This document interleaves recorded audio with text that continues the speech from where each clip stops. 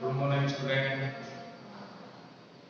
आज हम geography part second का पार्ट नंबर 13 जनसंख्या घनत्व वितरण और वृद्धि के बारे में पढ़ना। जैसा कि हमने पिछली कक्षा में पिछले जो पार्ट हैं 3, 4, 5 उसमें जनसंख्या के बारे में पढ़ा था। जनसंख्या क्या होती है? तो किसी क्षेत्र विशेष में स्थायी रूप से निवास करने वाले लोगों की संख्या को क्या कहते हैं? जनसंख्या कहते हैं। अब अपन बात करेंगे किसी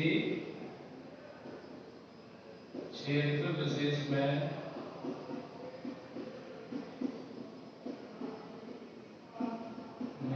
स्थायी रूप से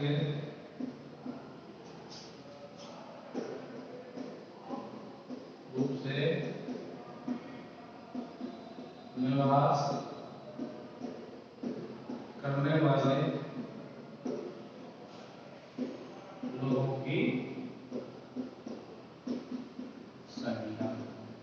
क्या कहलाती है? जनसंख्या कहलाती है। हम बात करेंगे कि किसी भी देश का विकास वहां उस देश में दो प्रकार के संसाधनों के उचित समन्वय पर निर्भर करता है। उचित समन्वय का मतलब है कि जनसंख्या और प्राकृतिक संसाधनों का अनुपात। जनसंख्या और प्राकृतिक संसाधनों का अनुपात क्या है? जनसंख्या व प्राकृतिक संसाधनों का अनुपात। ये क्या है? दो चीज इन पर निर्भर कैसे? क्योंकि यदि किसी क्षेत्र विशेष में यदि जनसंख्या अधिक है और प्राकृतिक संसाधन यदि कम है, यदि जनसंख्या अधिक है और प्राकृतिक संसाधन कम है तो उसकी आवश्यकताओं की पूर्ति नहीं हो पाएगी। और जब आवश्यकताओं की पूर्ति नहीं हो पाएगी तो ऐसे में क्या होगा? संसाधनों का दोहन होगा, बुरी तरह से दोहन होगा और ऐसी स्थिति में संसाधनों की धीरे धीरे कमी हो जाएगी।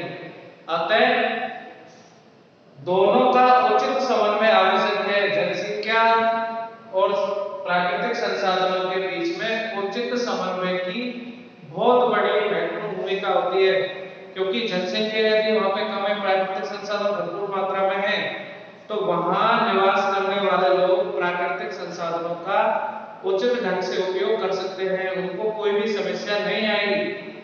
लेकिन यदि जनसंख्या बहुत अधिक है और प्राकृतिक संसाधन कम है तो ऐसी स्थिति में प्राकृतिक संसाधनों का दोहन होना शुरू हो जाएगा। तो अब अपन बात करते हैं हमारे देश की स्थिति क्या है। हमारे देश की स्थिति जो प्राकृतिक संसाधनों के मामले में बहुत ही भारत विश्व के कुल क्षेत्रफल का विश्व के क्षेत्रफल का 2.4% भाग अपने पास है। यानी विश्व का कुल जो क्षेत्रफल है उसका 2.4% भाग भारत में पाया जाता है। लेकिन देखो सबसे बड़ी समस्या क्या है कि यहाँ पर विश्व की कुल जनसंख्या का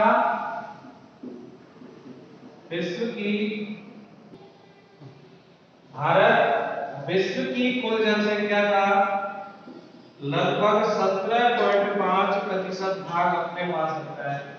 अब बताइए, देखो संसाधनों का उचित उपयोग है क्या? नहीं है, क्योंकि क्षेत्रफल तो हम पूरे वर्ल्ड का कितना रख रहे हैं 2.4%, जबकि हमारे यहाँ पे जनसंख्या कितनी? पूरे विश्व की जनसंख्या की लगभग 17.5% भाग हमारे देश में पाया जाता है। इसका मतलब हमारे जो यहाँ पर संसाधनों का और जनसंख्या का उचित अनुपात नहीं है, यानी जनसंख्या अधिक है और संसाधनों की जो मात्रा है वो कम है। अब यदि हम जनसंख्या के बारे में बात करें तो हमारे देश में 2011 के आंकड़ों के अनुसार जो जनसंख्या है 121 करोड़ है। 121 करोड़ है। और जो चीन के बाद में, चीन के बाद भारत का द्वितीय स्थान है, भारत का द्वितीय स्थान है। 121 करोड़ जनसंख्या हमारे यहाँ पे, हम विश्व की जनसंख्या का लगभग 17.5% भाग अपने पास रखते हैं। विश्व के क्षेत्रफल का लगभग 2.4% भाग हमारे यहाँ पे पाया जाता है। इसका मतलब क्षेत्रफल हमारे यहाँ पे कम और विश्व की जनसंख्या का बहुत बड़ा भाग हमारे यहाँ पे पाया जाता है। अतः यदि हम बात करें किसी देश की, यदि जनसंख्या अधिक है और उसका घनत्व यदि कम है, तो उसके आर्थिक विकास की स्थिति है या आर्थिक विकास की गति है बहुत धीमी पाई जाती है। और इसका परिणाम क्या होता है कि उस देश की स्थिति पिछड़े हुए देशों में या विकासशील देशों में शामिल होते हैं। किसी भी विकसित देश के बारे में बात करें तो उस विकसित देश में जनसंख्या और वहां के संसाधनों के मध्य उचित समन्वय पाया जाता है। क्यों पाया जाता है? क्योंकि वहां पे जनसंख्या कम है, प्राकृतिक संसाधनों की मात्रा अधिक है। लेकिन भारत जैसे देश में स्थिति उल्टी है, यहाँ पे जनसंख्या बहुत अधिक है और क्षेत्रफल बहुत ही कम है। अतः यदि हम बात करें भूक्षेत्रीय संसाधनों की तुलना में भारत की जो जनसंख्या की स्थिति है उसने अनुकूलतम सीमा को पार कर लिया है और उस अनुकूलतम सीमा को पार करके और एक विस्फोटक स्थिति हमारे सामने आ गई है। इसलिए जनसंख्या विस्फोट की स्थिति हमारे देश में देखने को मिली है। इस तरह से यदि जनसंख्या बढ़ती जाएगी और विस्फोटक स्थिति तक पहुंच जाएगी तो विभिन्न प्रकार की समस्याएं जैसे कि बेरोजगारी है, उसके साथ साथ भुखमरी है, लोगों का जीवन स्तर है वो निम्न है, ये सारी समस्या बेरोजगारी, भुखमरी, निम्न जीवन स्तर,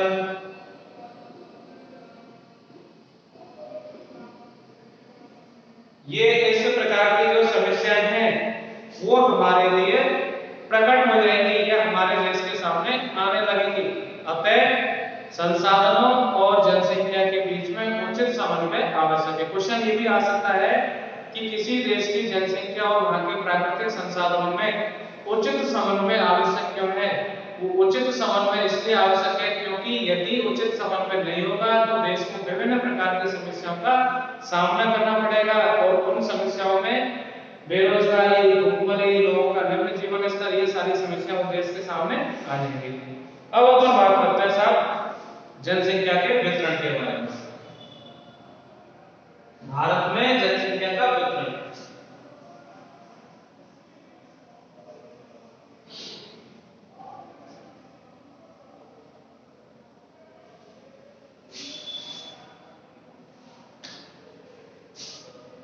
भारत में जनसंख्या का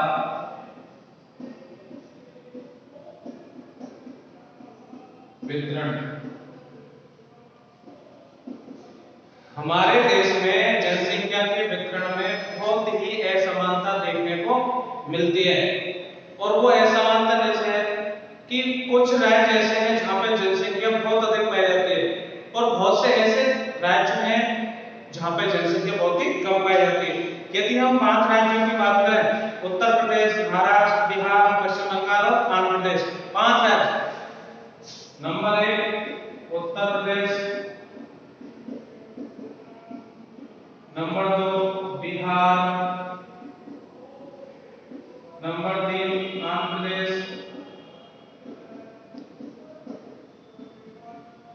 नंबर 4 महाराष्ट्र और नंबर 5 पश्चिमी बंगाल।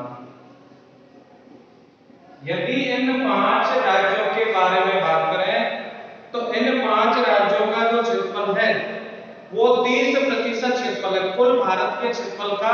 भारत का जो क्षेत्रफल है 3 लाख, भारत का क्षेत्रफल 32.87 लाख वर्ग किलोमीटर, वर्ग किलोमीटर। क्षेत्रफल का इन 5 राज्यों में लगभग 30% भाग पाया जाता है। लेकिन 30% भाग तो क्षेत्रफल का पाया जाता है, लेकिन यदि हम जनसंख्या के बारे में बात करें तो यहाँ पर 50% जनसंख्या पाई जाती है। अब आप बताइए जनसंख्या की स्थिति विस्फोटक है या नहीं है? क्योंकि जो संसाधन और जनसंख्या में उचित समन्वय दिखाई दे रहा है या नहीं दिखाई दे रहा है। तो ऐसी स्थिति में जनसंख्या विस्फोट की स्थिति सामने आएगी। अब हम और राज्यों के बारे में बात करते हैं। दूसरे राज्य जैसे उत्तरी पूर्वी राज्य 10, उत्तरी पूर्वी राज्य जिनकी संख्या है 10 और वो कहां से जेएंडके से लेकर के और आसाम तक।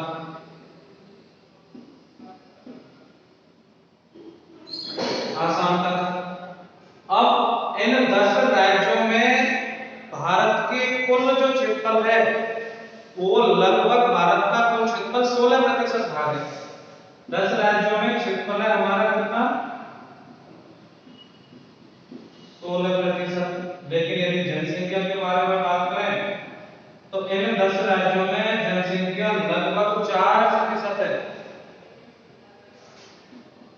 4% जनसंख्या पाई जाती है। तो बताओ एक परिस्थिति कैसी है?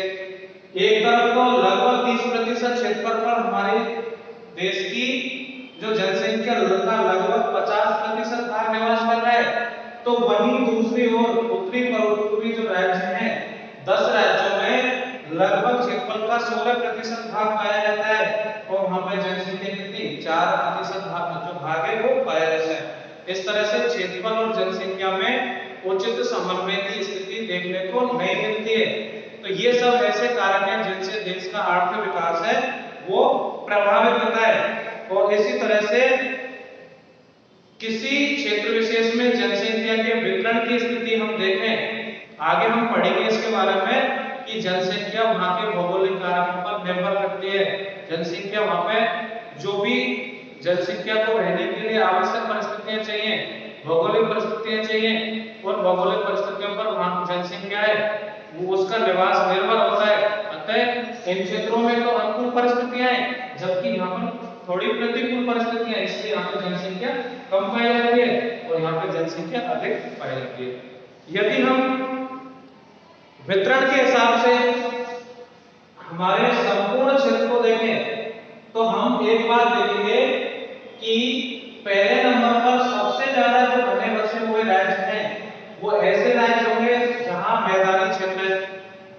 दूसरे नंबर पर ऐसे क्षेत्र जो पठारी क्षेत्र है। तीसरे नंबर पर पर्वतीय और मरुस्थलीय क्षेत्र आते हैं जहां जनसंख्या का घनत्व या जनसंख्या का वितरण है वो कम पाया जाता है। तो यदि हम वितरण की दृष्टि से देखें तो 2011 के आंकड़ों में सर्वाधिक जनसंख्या वाला जो राज्य है उत्तर प्रदेश है। 2011 में सर्वाधिक जनसंख्या कौन से भागों में? पहले नंबर पर मैदानी क्षेत्रों में। तो मैदानी क्षेत्र की बात करें तो मैदानी क्षेत्र में पहले नंबर पर उत्तर प्रदेश।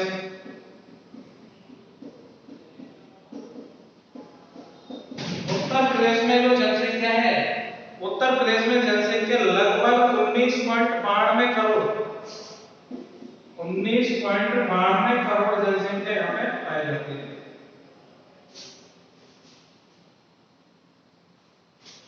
19.96 करोड़।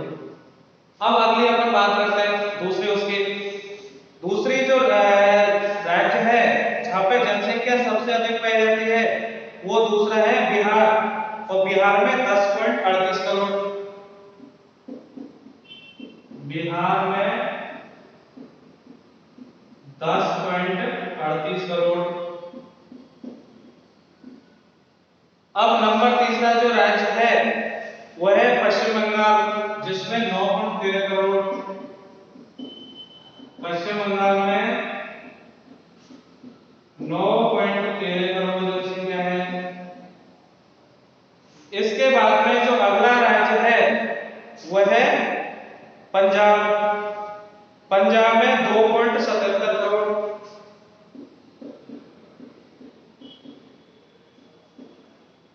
2.77 करोड़। और उसके बाद में अगला राज्य है हरियाणा। हरियाणा में जनसंख्या पाई जाती है 2.54 करोड़।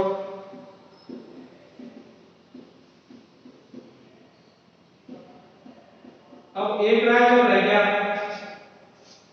नंबर 4 पे, यदि अपन इसको माने, क्योंकि इसको 5 और 6 पे ले लेंगे, 5 और 6 पे इसको ले लेते हैं, तो नंबर 4 में है राजस्थान।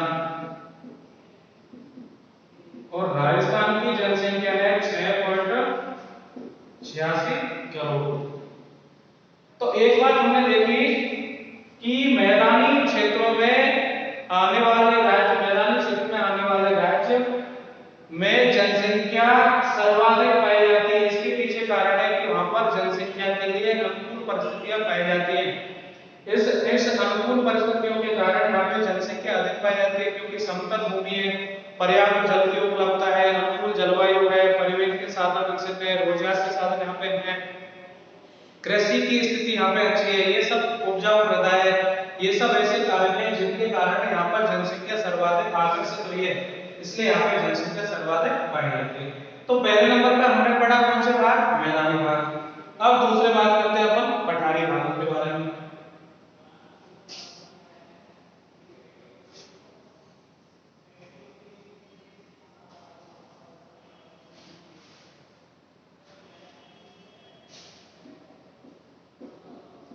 पठारी भाग, पठारी भाग के अंतर्गत जो जनसंख्या है वो द्वितीय प्रकार की, यानी मध्यम, ना ज्यादा अधिक ना ज्यादा कम। इसमें यदि हम बात करते हैं पहले नंबर पर महाराष्ट्र।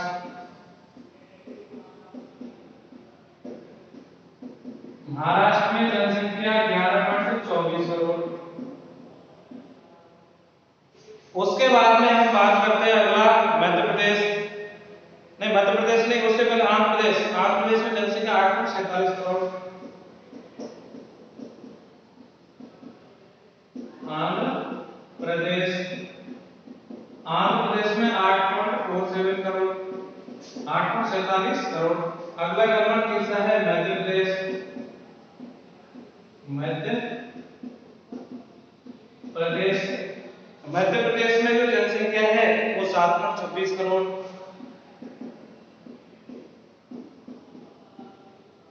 और अगला है नंबर 4 कर्नाटक। कर्नाटक में जनसंख्या 6.11 करोड़, 6.11 करोड़ पाई जाती है। इसके अलावा इन क्षेत्रों में जनसंख्या का प्रतिशत पठारी भाग के वे राज्य जहां पे जनसंख्या सर्वाधिक पाई जाती है उनमें महाराष्ट्र 11.24 करोड़, आंध्र प्रदेश, मध्य प्रदेश और कर्नाटक। अब तीसरे नंबर पर आते हैं हमारे कौन से? उत्तरी पूर्वी भाग, पर्वतीय क्षेत्र व मरुस्थलीय क्षेत्र। मरुस्थलीय क्षेत्र,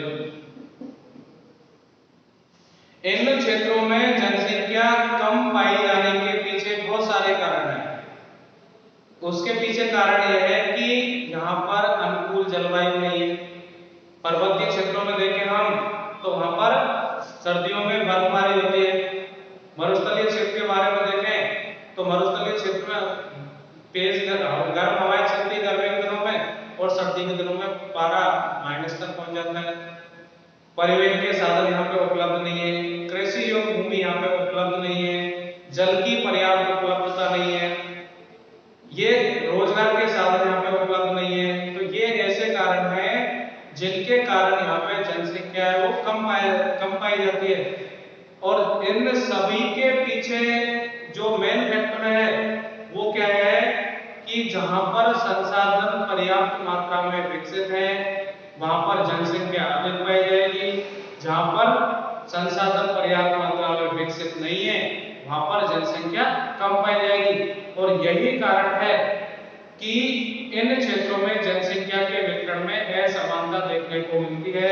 एक तरफ जो मैदानी क्षेत्र है वहां पर जनसंख्या सबसे अधिक पाई जाती है, दूसरी तरफ जो पठारी क्षेत्र है वहां पे जनसंख्या इसलिए अधिक पाई जाती है क्योंकि वहां पे खनिजों की उपलब्धता है, परिवहन के साधन विकसित हैं और उसके बाद में कृषि योग्य उपलब्ध भूमि है। ये सब ऐसे कारण, लेकिन कहीं कहीं इनमें जो मैदानी क्षेत्रों से जनसंख्या कम पाई जाती है। अतः हमने आज इसके बारे में पढ़ा कि किसी क्षेत्र विशेष में जनसंख्या का जो वितरण है उसमें जलवायु, वहां उपलब्ध संसाधन, मृदा, खनिज, रोजगार के साधन ऐसे कारक हैं जो कहीं न कहीं जनसंख्या के वितरण में भिन्नता लाते हैं। और यही स्थिति हमारे देश में जनसंख्या के वितरण में है। यहाँ जनसंख्या के वितरण में बहुत सारे जो कारक हैं, भौगोलिक कारक हैं, उन भौगोलिक कारकों के द्वारा जनसंख्या के वितरण में विभिन्नता देखने को मिलती है। लेकिन इन सभी कारकों के अलावा बहुत सारे कारक ऐसे हैं जिनमें सामाजिक कारक, प्राकृतिक कारक, आर्थिक कारक, राजनीतिक कारक, ऐतिहासिक कारक, ये ऐसे कारक भी हैं जिन कारकों के द्वारा जनसंख्या नियंत्रित होती है। जनसंख्या उसी क्षेत्र विशेष में ज्यादा पाई जाती है जहां पहले से जनसंख्या अधिक है। तो इस तरह से ये सब कारक जनसंख्या के वितरण में महत्वपूर्ण भूमिका निभाते हैं। अब हम आगे बढ़ेंगे कल अगले जो टॉपिक में कि जनसंख्या के वितरण को नियंत्रित करने वाले कारक।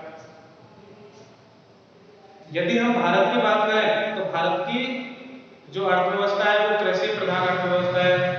अब भारत की अर्थव्यवस्था यदि कृषि प्रधान अर्थव्यवस्था है तो यहाँ पर सबसे ज्यादा जो मेन फैक्टर काम क्या करेगा जनसंख्या को नियंत्रित करने के लिए, वो काम होगा कि कृषि योग्य उपलब्ध भूमि, यहाँ पे उपजाऊ भूमि होनी चाहिए, जल की यहाँ पे उपलब्धता होनी चाहिए, अनुकूल जलवायु होनी चाहिए। ये सब ऐसे कारक हैं जो कहीं कहीं जनसंख्या को प्रभावित करते हैं। तो कल हम नेक्स्ट टॉपिक लेंगे जनसंख्या के वितरण को नियंत्रित करने वाले कारक। Thank you. ये हमने सेकंड चैप्टर चालू किया है। पिछले चैप्टर में हमने 8 पार्ट कंप्लीट करा दिए हैं। अब अगला जो ज्योग्राफी सेकंड का जो पार्ट नंबर 13 से हमने स्टार्ट किया है, आगे हम इसी में चलेंगे। तो इसलिए 8 तक अपन को उसमें करना है, इसके बाद आगे 13 से अपन को स्टार्ट करना है। Thank you.